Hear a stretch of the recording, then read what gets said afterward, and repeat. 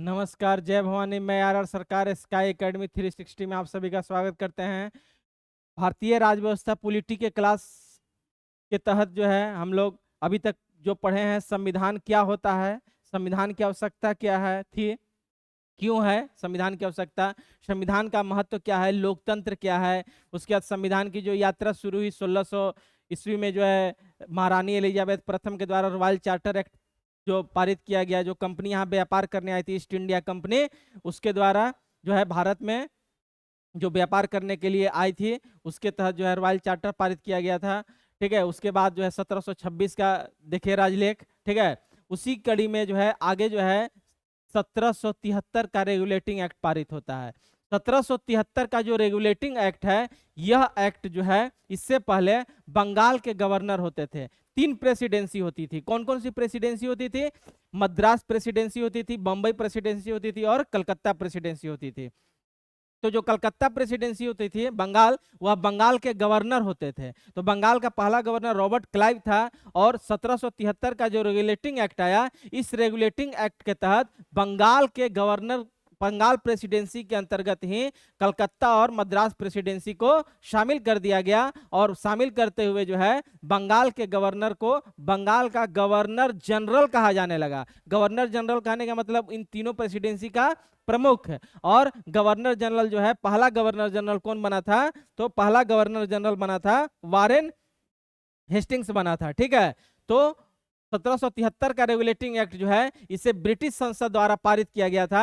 और ब्रिटिश संसद द्वारा जो पारित किया गया था, क्यों पारित किया गया था? क्योंकि जब कंपनी यहाँ पर 1600 में आई थी, 1600 से जब यहाँ कार्य कर रही थी, तो वह धीरे धीरे राजाओं के साथ अपनी राजनीतिक संबंध बनाते हुए अपने पांव पसारने लगे थे। और उसका जो है कुप्रबंधन होने लगा था। ठीक है, कुप्रबंधन के कारण, वित्तीय संकट के कारण अब भारत में बढ़ती राजनीतिक शक्ति, कंपनी का भारत में राजनीतिक शक्ति जो बढ़ रहा था, इसी पर अंकुश लगाने के लिए जो है ब्रिटिश संसद द्वारा 1773 का रेगुलेटिंग एक्ट जो है पारित किया गया। ठीक है, इस रेगुलेटिंग एक्ट की प्रमुख बातें निम्नलिखित हैं, जिसमें सबसे पहला है 17 गवर्नर जनरल और परिषद की स्थापना। गवर्नर जनरल और परिषद की जो स्थापना हुई, इसमें क्या हुआ कि अभी मैंने बताया बंगाल के गवर्नर को क्या कहा जाने लगा? बंगाल का गवर्नर जनरल कहा जाने लगा। और वारेन हेस्टिंग्स जो है यह पहला गवर्नर जनरल नियुक्त हुए। और बंगाल के अधीन जो है मद्रास और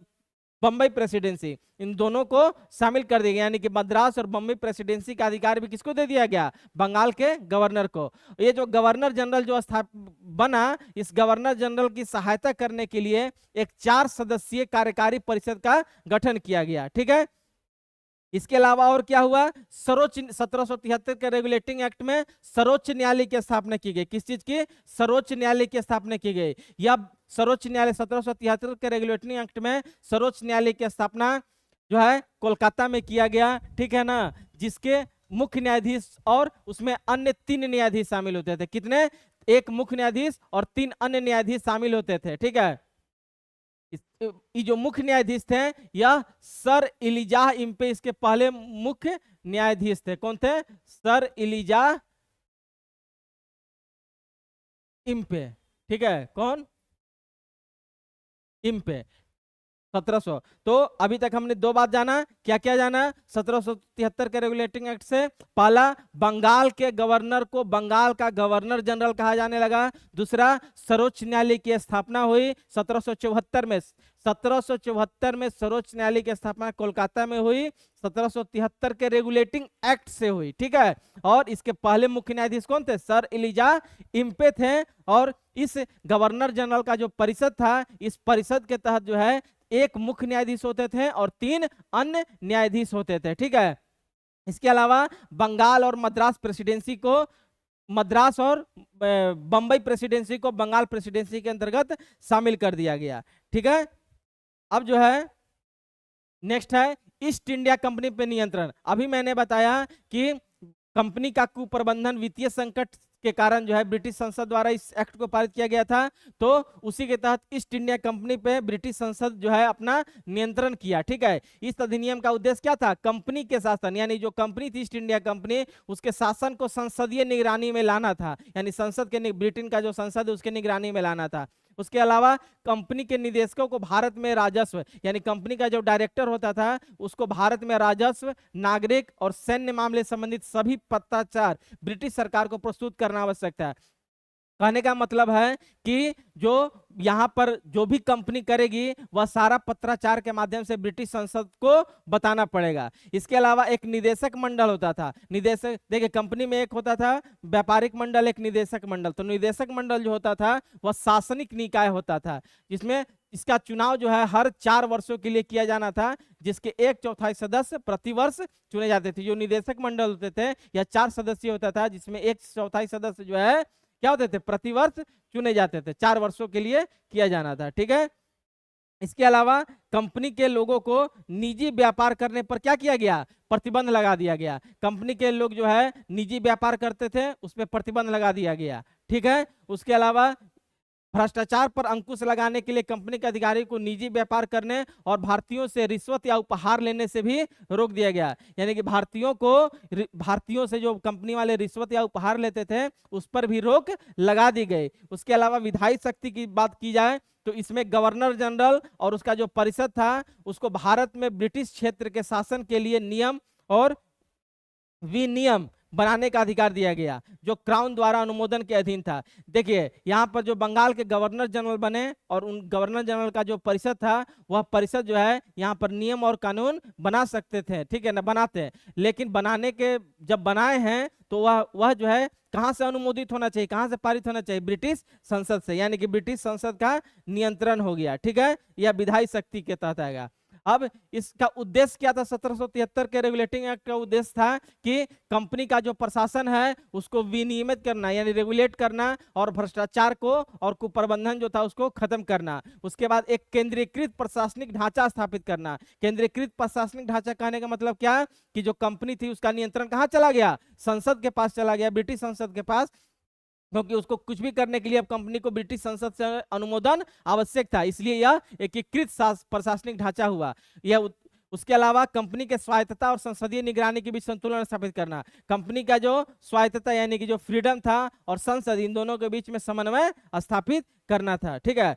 अब इस 1773 का जो रेगुलेटिंग एक्ट है इसका महत्व क्या है, तो यह भारतीय शासन क्षेत्र, यह महत्व इसका ये है 1773 का रेगुलेटिंग एक्ट का कि इससे जो है कंपनी जो है ब्रिटिश संसद का पहला प्रत्यक्ष हस्तक्षेप था। यानी कि भारतीय क्षेत्र में जो कंपनी व्यापार करने के उद्देश्य से आई थी उस पर ब्रिटिश संसद का एक नियंत्रण था। सबसे मुख्य बात यही था। आलोचना की बात की जाए तो इसमें सर्वोच्च न्यायालय के अधिकार क्षेत्र के बारे में अस्पष्ट था। यानी कि जो सर्वोच्च न्यायालय स्थापना किया गया था 1773 के रेगुलेटिंग एक्ट से 1774 में, उसका जो अधिकार क्षेत्र है यानी कि क्या क्या करेगा, कहां तक करेगा, यह पूरी तरह से बताया नहीं गया था, यानी कि वह अस्पष्ट था, जिसके कारण न्यायालय और गवर्नर जनरल की परिषद के बीच संघर्ष हुआ। यानी कि जब कार्य क्षेत्र जब स्पष्ट नहीं किया गया तो न्यायालय अलग स्थापना हुआ था और गवर्नर जनरल जो थे कंपनी के और उनका जो परिषद था उसके बीच में मतभेद शुरू हो गया, ठीक है ना। इसीलिए वारेन हेस्टिंग और एलिजा हिम्पीच के बीच विवाद हुआ था, क्योंकि वारेन हेस्टिंग बंगाल के प्रथम गवर्नर जनरल थे और एलिजा हिम्पे कौन थे, न्यायाधीश थे। इसके अलावा यह कंपनी के वित्तीय मुद्दों और उसके अधिकारियों के बीच भ्रष्टाचार का पूरी तरह से समाधान नहीं कर सका। यानी कि जो वित्तीय मुद्दे थे, अधिकारियों की जो समस्या था उसका समाधान नहीं कर पाया। यह इसका क्या था, 1773 के रेगुलेटिंग एक्ट का आलोचना थी। उसके अलावा गवर्नर जनरल की शक्तियां सीमित थी। गवर्नर जनरल जो थे उनकी शक्तियां सीमित थी और उनके परिषद के निर्णयों को रद्द कर सकती थी, जिसके प्रशासनिक क्षमता पैदा हुई। कहने का तात्पर्य यह है कि ब्रिटिश संसद से अनुमोदन लेना था। अगर मान लीजिए गवर्नर जनरल कोई निर्णय लेता है तो उसको रद्द करने का अधिकार ब्रिटिश संसद को था। यह गलत बात था, आलोचना थी इसका 1773 का। इस अधिनियम में कंपनी और ब्रिटिश सरकार के बीच संबंधों के बारे में स्पष्टता का अभाव था। इस अधिनियम में और क्या था कि ब्रिटिश संसद और यहाँ पर जो सरकार थी उन दोनों के बीच में जो है क्या था, संबंधों में का पूरी तरह से उल्लेख नहीं किया गया था, उसके बारे में अधिकार क्षेत्र नहीं बताया गया था। परिणाम क्या हुआ कि ईस्ट इंडिया कंपनी ने भारत में विशेष रूप से प्लासी का युद्ध कब हुआ था, 1757, और बक्सर का युद्ध 1764 के बाद महत्वपूर्ण क्षेत्रीय नियंत्रण प्राप्त कर लिया था, ठीक है। इसके अलावा कंपनी के कुप्रबंधन, अत्यधिक व्यय के कारण वित्तीय संकट का सामना करना पड़ा, जिसके कारण संसदीय हस्तक्षेप। इसमें क्या हुआ, अभी मैंने बताया कि कंपनी का कुप्रबंधन और अत्यधिक व्यय के कारण जो है संसदीय हस्तक्षेप करना पड़ा, और कुछ भी करने से पहले संसद से अनुमोदन लेना आवश्यक था। यह अधिनियम कंपनी के शोषणकारी प्रथाओं और उसके अधिकारों, जिन्हें अक्सर नवाब कहा जाता था, द्वारा अर्जित धन के विरुद्ध ब्रिटेन में जन आक्रोश का परिणाम था। यहाँ पर कंपनी के जो अधिकारी थे वह यहाँ के नवाबों से उपहार और लेते रहते थे। इसी के खिलाफ ब्रिटेन में आवाज उठा और इस पे रोक लगा दिया गया था। ठीक है, जन आक्रोश था, बाद में रोक लगाया गया था, इसमें इस एक्ट से नहीं। इस एक्ट से जो है उपहार लेने पर रोक लगा दिया गया था।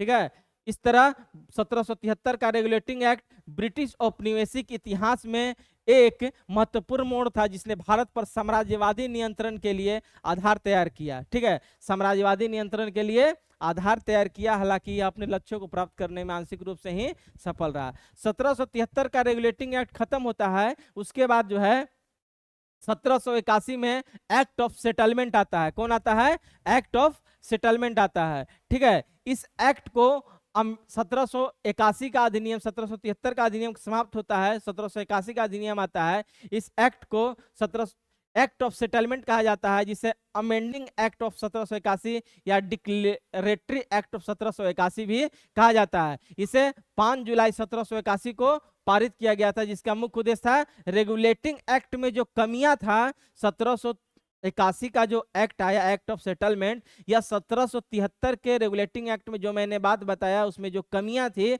उस कमियों को दूर करने के लिए 1781 का एक्ट ऑफ सेटलमेंट लाया गया था। ठीक है,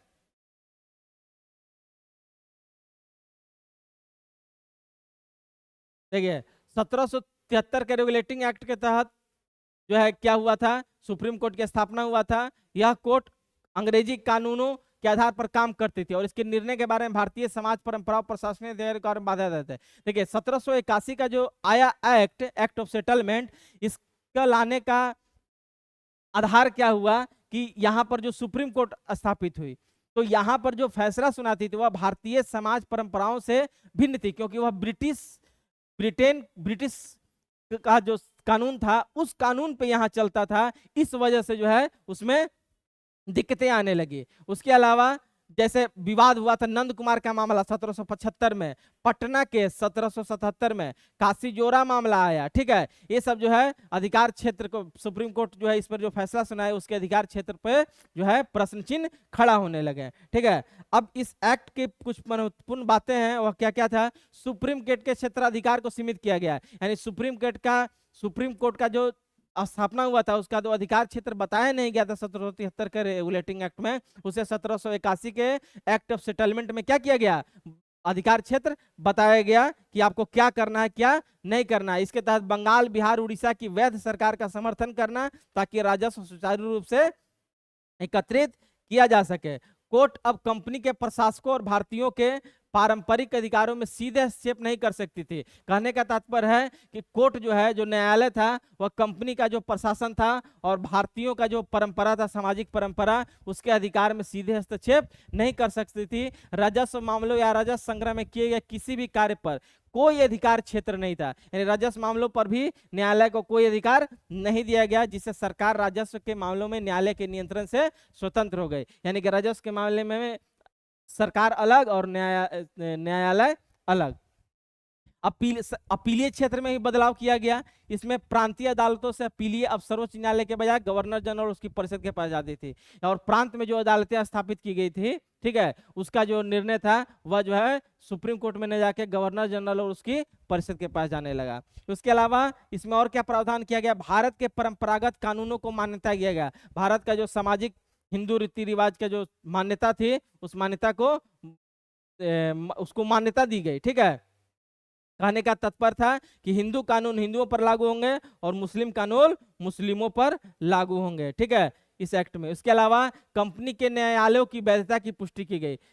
ईस्ट इंडिया कंपनी द्वारा जो दीवानी और फौजदारी मामले न्यायालय को वैधानिक मान्यता दी गई, यानी कि जो दीवानी और फौजदारी मामले चलते थे उसको मान्यता दी गई। अब सुप्रीम कोर्ट उन पर अनावश्यक रूप से हावी नहीं हो सकता था, यानी कि ईस्ट इंडिया कंपनी जो है, ईस्ट इंडिया कंपनी का जो दीवानी और फौजदारी मामला चल रहा था उस पर सुप्रीम कोर्ट जो है हस्तक्षेप नहीं कर सकता था। यह था क्या? Act of settlement. इसका महत्व क्या है कि इस एक्ट के महत्व से इससे क्या पता चलता है कि एक तरह से दोहरी शासन प्रणाली शुरू हो गई, ड्यूल सिस्टम। ठीक है, ड्यूल सिस्टम कैसे? क्योंकि 1773 के रेगुलेटिंग एक्ट में क्षेत्राधिकार निश्चित नहीं किया गया था, और 1781 में सुप्रीम कोर्ट के लिए अलग और गवर्नर जनरल उसकी परिषद के लिए अलग। तो एक तरह से दो तरह का सिस्टम हो गया, दोनों एक दूसरे के मामले में हस्तक्षेप नहीं करते थे। इसके अलावा कलकत्ता के बाहर स्थानीय न्याय और प्रशासन में हस्तक्षेप को सीमित किया गया। ठीक है, यानी कि कलकत्ता से बाहर जो प्रांतीय अदालतें थी उस अधिकार क्षेत्र को भी सीमित किया गया। यानी कि कहने का मतलब है कि 1773 का जो 1781 का जो एक्ट ऑफ सेटलमेंट है, यह क्या कार्य किया? एक तरह से गवर्नर जनरल और उसकी परिषद एवं सर्वोच्च न्यायालय के अधिकार क्षेत्र के बीच संतुलन बनाने का कार्य किया गया। ठीक है, 1781 के एक्ट ऑफ सेटलमेंट से, जिसे डिक्टेलरी एक्ट भी कहा जाता है। ठीक है, यह था क्या? 1781 का एक्ट ऑफ सेटलमेंट। अब 1781 के बाद आता है 1784 का पिट्स इंडिया एक्ट। 1773 का रेगुलेटिंग एक्ट, दूसरा हुआ 1781 का एक्ट ऑफ सेटलमेंट, और अब आता है 1784 का Pitt's India act. Pitt's India act, इसके तहत जो है क्या हुआ कि कंपनी में बोर्ड ऑफ डायरेक्टर और बीओडी और बीओसी, बोर्ड ऑफ कंट्रोल, दोनों को अलग कर दिया गया। ठीक है, दोहरी नियंत्रण प्रणाली पूरी तरह से शुरू हो गई, जो इससे पहले नहीं हुआ था। इसे जो है ब्रिटिश संसद द्वारा पारित किया गया था अधिनियम, जिसका उद्देश्य था ईस्ट इंडिया कंपनी के भारतीय क्षेत्रों के प्रशासन को अधिक प्रभावी और ब्रिटिश सरकार के नियंत्रण में लाना। इसका उद्देश्य यही था कि जो कंपनी है उसका प्रशासन को पूरी तरह से ब्रिटिश संसद के नियंत्रण में लाना, जो अभी तक पूरी तरह से नियंत्रण में नहीं था। इसके अलावा 1773 और 1781 की जो एक्ट थे उसकी कमियों को दूर करना। इसके मुख्य प्रावधान निम्नलिखित हैं। वह क्या क्या प्रावधान है देखिए। पहला है कि दोहरी नियंत्रण प्रणाली, ड्यूल सिस्टम ऑफ कंट्रोल। इस एक्ट से जो है क्या हुआ कि वाणिज्यिक कार्य और राजनीतिक कार्य, ये दोनों को अलग किया गया। क्या किया गया? वाणिज्यिक कार्य यानी व्यापार करने वाला कार्य अलग किया गया, और राजनीतिक कार्य को क्या किया गया? अलग किया गया। और इसी दोनों को अलग जो किया गया उसे ड्यूल सिस्टम ऑफ गवर्नेंस, दोहरी नियंत्रण प्रणाली कही जाती है। और ऐसा कहा जाता है कि यहीं से जो है इसकी दोहरी नियंत्रण प्रणाली यानी कि ड्यूल सरकार की, ड्यूल गवर्नमेंट की शुरुआत हुई। ठीक है, जैसे अभी ड्यूल गवर्नमेंट एक तरह से ड्यूल का ट्रिपल गवर्नमेंट है ना, त्रिस्तरीय सरकार चलती है अभी। एक होता है केंद्र में, एक होता है राज्य में, एक होता है पंचायत में। ठीक है, तो यह बीओडी और बीओसी को अलग किया गया, यानी वाणिज्यिक कार्य और राजनीतिक कार्य को अलग किया गया। ठीक है, राजनीतिक कार्य के तहत जो है नागरिक, सैन्य और राजस्व मामले शामिल होते थे, और व्यापार के मतलब जो व्यापार जो करता था वह इसमें शामिल होता था। ठीक है, इसके बाद एक ब्रिटेन के भारत में ब्रिटिश अधिपत्य शब्द का प्रयोग किया गया। जैसे ब्रिटिश संसद के इस एक्ट का उद्देश्य क्या था कि जो कंपनी है उस कंपनी को ब्रिटिश संसद के नियंत्रण में लाना, इसीलिए अधिपत्य शब्द का प्रयोग किया गया इसमें पहली बार। ठीक है, इस अधिनियम के तहत जो ब्रिटिश के अधीन यानी ब्रिटिश ताज का स्वामित्व था। ठीक है, इसके अलावा गवर्नर जनरल की जो परिषद थी उसकी संख्या कितनी थी? 4 थी, हमने बताया था। किसमें? 1773 के रेगुलेटिंग एक्ट में गवर्नर जनरल की और उसके परिषदों की संख्या 4 थी, जिससे घटाकर कितना कर दिया गया?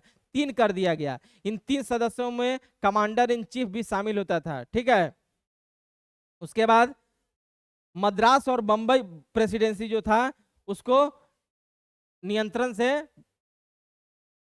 मद्रास और बंबई प्रेसिडेंसी को बंगाल के गवर्नर जनरल के अधीन कर दिया गया। जो अभी अलग था प्रेसिडेंसी, उसे मद्रास और बंबई प्रेसिडेंसी उसे बंगाल के गवर्नर जनरल के अधीन कर दिया गया, जिससे एकीकृत प्रशासन स्थापित हुआ। इसके अलावा जो अधिकारी होते थे कंपनी के, उन अधिकारियों के संपत्ति का खुलासा करने का प्रावधान किया गया कि वो अपने जो उनकी संपत्ति है उसको बताएं।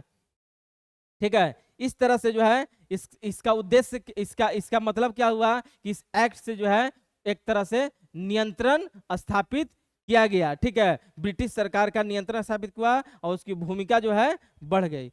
यह था क्या? 1784 का पिट्स इंडिया एक्ट। अब है 1786 का अधिनियम। ठीक है, इस अधिनियम का उद्देश्य क्या था? भारत में जो गवर्नर जनरल की जो शक्ति थी उसको बढ़ाना और प्रशासनिक निर्णयों को सुचारू रूप से बनाना था। यानी कि 1786 का जो एक्ट है, इस एक्ट से गवर्नर जनरल की शक्ति को क्या करना है? बढ़ाना था। ठीक है। और यह एक्ट जो है लॉर्ड करने वाले जो अस्थाई बंदोबस्त वाले हैं, अस्थाई बंदोबस्त लागू होता है ना, अस्थाई बंदोबस्त है, महालवाड़ी है, ठीक है, व्यवस्था, तो वह यह लॉर्ड कार्नवालिस के समय में इस अधिनियम को लाया गया। ठीक है। जिसका इसका प्रावधान क्या क्या है? इसमें गवर्नर जनरल को कमांडर इन चीफ की शक्तियां दी गई। गवर्नर जनरल को क्या क्या कहा गया? कमांडर इन चीफ, यानी मुख्य सेनापति का दर्जा दिया गया। इसका अर्थ है कि गवर्नर जनरल के पास अब सैन्य मामलों पर भी सीधा नियंत्रण था। यानी कि पहले जो है सैन्य मामलों पर सीधा नियंत्रण नहीं था, अब गवर्नर जनरल को सैन्य मामलों में पूरा कंपनी के गवर्नर जनरल जो थे उनको सैन्य नियंत्रण दे दिया गया। और यह पद पाने वाले सबसे पहले व्यक्ति कौन थे? जो कि हमने बताया कि लॉर्ड कार्नवालिस के समय में यह जो है लागू हुआ था, इसलिए लॉर्ड कार्नवालिस पहले जो है कमांडर इन चीफ बने थे। एग्जाम में प्रश्न आता है कि कमांडर इन चीफ सबसे पहले कौन बना? ठीक है। उसके बाद गवर्नर जनरल को परिषद के निर्णयों को रद्द करने का अधिकार था। अब देखिए तीनों प्रेसिडेंसी एक साथ आ गया। अब अलग अलग गवर्नर जनरल का जो परिषद था वह परिषद के निर्णयों को क्या करने का? रद्द करने का अधिकार मिला। इस अधिनियम में गवर्नर जनरल को विशेष परिस्थिति में अपनी परिषद के निर्णयों को रद्द करने, यानी कि अलग अलग गवर्नर होते थे, उन गवर्नरों का एक गवर्नर जनरल होता था, तो अगर मान लीजिए उस परिषद का कोई निर्णय हुआ तो उस निर्णय को रद्द करने का अधिकार जो है गवर्नर जनरल को प्राप्त हो गया इससे। ठीक है। इससे पहले जो है ऐसा नहीं था। इसके बाद इसका महत्व क्या है? इसका महत्व है कि इस अधिनियम में गवर्नर जनरल के पद को और अधिक शक्तिशाली बना दिया गया। जब परिषद के निर्णय को रद्द कर दिया जाएगा, ठीक है, तब जो है इससे क्या पता चलता है? इससे यही पता चलता है कि गवर्नर जनरल का पद और ज्यादा क्या हो गया? महत्वपूर्ण हो गया। ठीक है। इसके बाद कुशल प्रशासन का मार्ग। ठीक है। यह लॉर्ड कार्नवालिस और उसके मजबूत प्रशासकों को भारत भेजने और उन्हें प्रभावी ढंग से कार्य करने में सक्षम बनाने के लिए महत्वपूर्ण था। कार्नवालिस ने बाद में कई महत्वपूर्ण प्रशासनिक और न्यायिक सुधार किए, जैसे अस्थायी बंदोबस्त लागू किया, सिविल सेवाओं का पुनर्गठन किया। ये सब किसके काल में हुआ? लॉर्ड कार्नवालिस के। जब अधिकार इस क्षेत्र इसका बढ़ा तो इसने जो है बहुत सारे सुधार भी किए। ठीक है। इसके बाद ब्रिटिश नियंत्रण में क्या हुआ? वृद्धि हुआ। ब्रिटिश का नियंत्रण, यानी कि जो ब्रिटिशों का नियंत्रण में, देखिए ब्रिटिश संसद धीरे धीरे अपना नियंत्रण क्या कर रहा है? बढ़ा रहा है, और कंपनी का नियंत्रण को धीरे धीरे क्या कर रहा है? कम कर रहा है। ठीक है। तो यही था। इसके बाद 1786 का अधिनियम क्या कहता है? यह मुख्य रूप से गवर्नर जनरल के पद को मजबूत करने और लॉर्ड कार्नवालिस की जो मांगे थी उसको पूरा करने के लिए लाया गया था, ताकि भारत में ब्रिटिश हितों को बेहतर ढंग से रक्षा किया जा सके। इसीलिए लॉर्ड कार्नवालिस का नियुक्ति हुआ था। यह था 1786। 1786 के बाद आता है 1793 का चार्टर अधिनियम। ठीक है। यह चार्टर अधिनियम जो है, जिसे ईस्ट इंडिया कंपनी के नाम से भी जाना जाता है, यह ब्रिटिश संसद द्वारा पारित एक महत्वपूर्ण कानून था, जिसका मुख्य उद्देश्य ईस्ट इंडिया कंपनी के चार्टर को अगले 20 वर्षों के लिए नवीनीकृत करना और भारत में उसके प्रशासन और व्यापार को नियंत्रित करना था। इसके अलावा 1773 के रेगुलेटिंग एक्ट और 84 का पिट्स इंडिया एक्ट में नए सुधार को आगे बढ़ाना था। देखिए जो 1773 के रेगुलेटिंग एक्ट से कमियां शुरू हुई थी उसमें सुधार हुआ, आगे चल के 1786 में, उसके बाद 1784 में, ठीक है, 1781 में, तो उसी को सुधार को आगे बढ़ाना था और कंपनी का जो व्यापार था वह 20 वर्षों के लिए क्या किया गया? बढ़ा दिया गया। ठीक है। इस किस एक्ट से? 1793 के रेगुलेटिंग। पहली बार कंपनी को जो है 20 वर्षों के लिए बढ़ा दिया गया। अब देखिए, अब कंपनी के एकाधिकार का विस्तार, कंपनी का एकाधिकार तो चल रहा था, अब ईस्ट इंडिया कंपनी के भारत और पूर्वी देशों के साथ व्यापार के एकाधिकार को अगले 20 वर्षों के लिए, यानी कि जो व्यापार कर रहा था उसे ब्रिटिश संसद द्वारा कितने साल के लिए बढ़ा दिया गया? 20 वर्षों के लिए। और 20 वर्ष यानी कि 1813 तक चला गया। 1793 में 20 जोड़िएगा तो 1813 ईस्वी हो जाएगा। ठीक है। अब ब्रिटिश संप्रभुता की पुष्टि। ब्रिटिश संप्रभुता की पुष्टि कहने का मतलब कि अब पूरी तरह से जो है यह ब्रिटिश ताज की, यानी कि ब्रिटिश की जो महारानी थे, महाराज थे, यानी कि उनके नियंत्रण में यह पूरी तरह से चला गया था। ठीक है।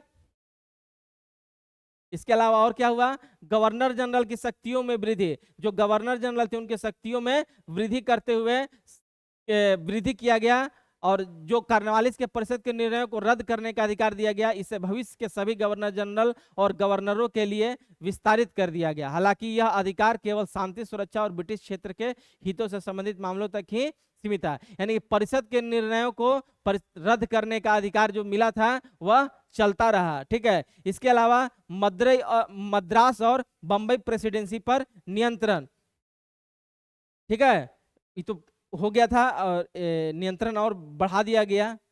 उसके बाद उपराष्ट्रपति की नियुक्ति का अधिकार दिया गया। कहा गया कि गवर्नर जनरल की बंगाल से अनुपस्थिति में, मान लीजिए कि जब गवर्नर जनरल नहीं रहेंगे, ठीक है, छुट्टी पे चले गए, तो उस स्थिति में एक उपराष्ट्रपति पद का नियुक्ति करने का अधिकार दिया गया था। बहुत इंपॉर्टेंट प्रश्न है, यह पूछता है एग्जाम में कि उपराष्ट्रपति की नियुक्ति करने का अधिकार जो है किस एक्ट से दिया गया, तो कौन सा एक्ट हो जाएगा, 1793। ठीक है, अब देखिए एक और क्या कांड हुआ, नियंत्रण बोर्ड का वेतन भारतीय राजस्व से दिया जाने लगा। कितना गलत फैसला हुआ। जो कंपनी का जो नियंत्रक, व्यापारिक मंडल को नियंत्रक मंडल था ना, तो नियंत्रक मंडल का जो सदस्य थे उनको वेतन भारतीय राजस्व, यानी कि हमारा पैसा देखिए अब जाना शुरू हो गया कहाँ, ब्रिटेन में। भारतीय राजस्व के कर्मचारियों का वेतन भारतीय राजस्व से दिया जाने लगा। ठीक है, और यह 1919 तक चला, जिससे भारत पर आर्थिक बोझ क्या हो गया, बढ़ गया।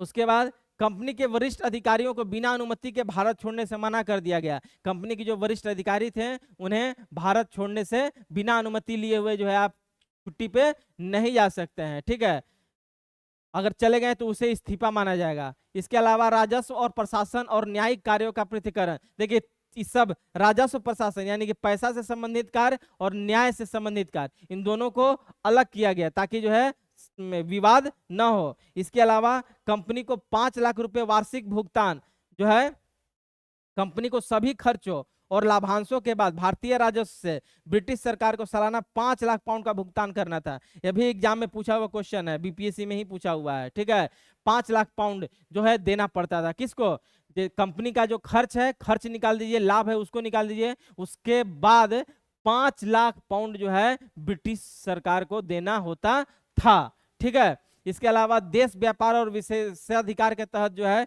कंपनी को व्यक्तियों और कंपनी के कर्मचारियों को भारत में व्यापार करने के लिए लाइसेंस देने का अधिकार दिया गया। ठीक है, इसके बाद जो यहाँ पे जो व्यक्ति थे, ब्रिटेन के जो व्यक्ति थे, लोग थे और कंपनी, इनको भी अधिकार दिया गया, यहाँ पर लाइसेंस से देकर व्यापार करने का अधिकार दिया गया। जिससे विशेषाधिकार से क्या हुआ कि अफीम जैसे उत्पादों का चीन से को निर्यात बढ़ गया। यानी कि अफीम जो उत्पाद, अफीम जो था इसका निर्यात जो है चाइना को ज्यादा होने लगा। ऐसा करने से, कैसा करने से, व्यक्तियों को अलग से लाइसेंस देने पर और कंपनी के कर्मचारियों को। ठीक है, इसका महत्व क्या था, 1793 का महत्व यही है कि इससे ब्रिटिश सरकार का नियंत्रण और क्या हुआ, मजबूत हुआ और ब्रिटिश ताज के ट्रस्टी के रूप में कार्य करने लगा। इसके अलावा गवर्नर जनरल का केंद्रीकरण हो गया, क्योंकि बंगाल और मद्रास जो है, मद्रास और बंबई इसके अधीन आ गई पूरी तरह से। उसके बाद कानूनी ढांचा में सुधार हुआ। ठीक है,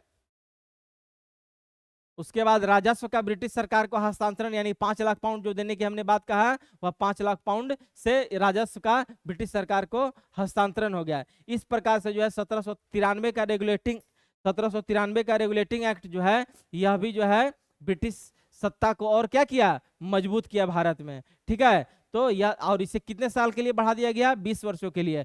तो इस प्रकार से जो है हमने 1773 का रेगुलेटिंग एक्ट, 81 का एक्ट ऑफ सेटलमेंट, उसके 84 का पिट्स इंडिया एक्ट, ठीक है, फिर जो है 1793 का एक्ट देखें और यह 20 वर्षों के लिए बढ़ा दिया गया। ठीक है, कंपनी का नियंत्रण बढ़ गया, board of director, board of control, due system of सरकार आ गई। ठीक है, सुप्रीम कोर्ट की स्थापना हुई। ठीक है, उसके बाद गवर्नर जनरल आया, कुछ सुधार भी हुए लॉर्ड कर्नवालिस के काल में। ठीक है, तो इस तरह से जो है हमने इसके महत्वपूर्ण बिंदुओं पे चर्चा किया जो परीक्षा के दृष्टिकोण से महत्वपूर्ण है। ठीक है, और आगे हम लोग अब देखेंगे 1813 का एक्ट। ठीक है, अगली क्लास में देखेंगे 1813 का एक्ट। तब तक आप जो है अच्छे से रिवीजन कीजिए, पढ़ाई कीजिए।